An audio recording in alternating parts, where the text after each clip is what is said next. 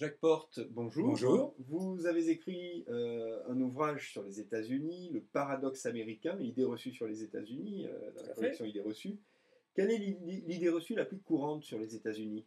Ah, moi, je pense que quand même, c'est depuis longtemps que je la combats, c'est d'appeler les Américains anglo-saxons.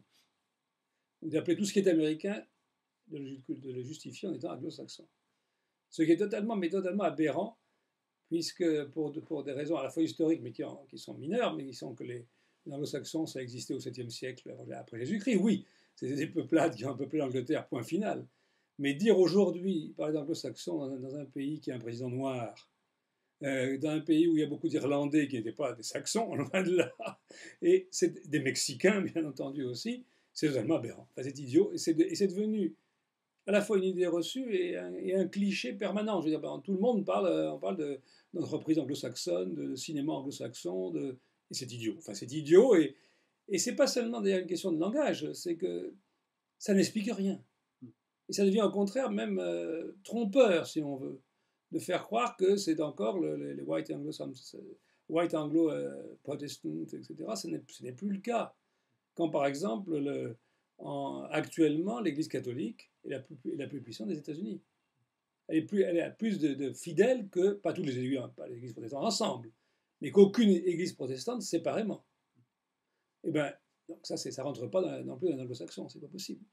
Non, donc c'est pour ça, moi je voudrais qu'au moins en France, parce qu'il n'y a que la France qui utilise ça constamment, qu'on supprime cette appellation et qu'on appelle les choses anglo-américaines si elles sont liées aux deux pays, ou américaines simplement. Autrement, ce n'est pas nécessaire de masquer ou de ne rien expliquer du tout en disant une entreprise anglo-saxonne ou les banques anglo-saxonnes, et ainsi de suite. Donc ça, j'aimerais bien que ça disparaisse.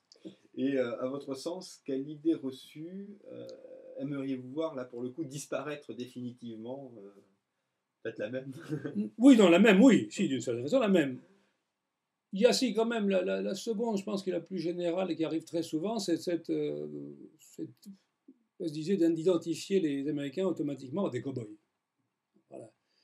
Ils des manières de cow-boy. Reagan était un cow-boy, George Bush était un cow-boy, et tout ça n'a pas de sens.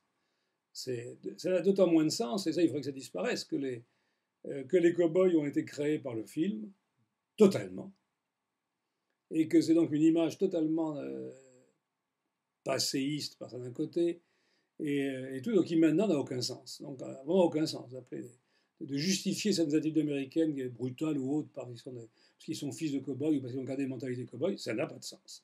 Et là, ça devrait disparaître aussi, ça, c'est complètement. On a déjà fait des progrès. Si on faisait disparaître l'anglo-saxon et les Américains sont des cow-boys, ça serait pas mal. Jacques Porte, je vous remercie. Merci.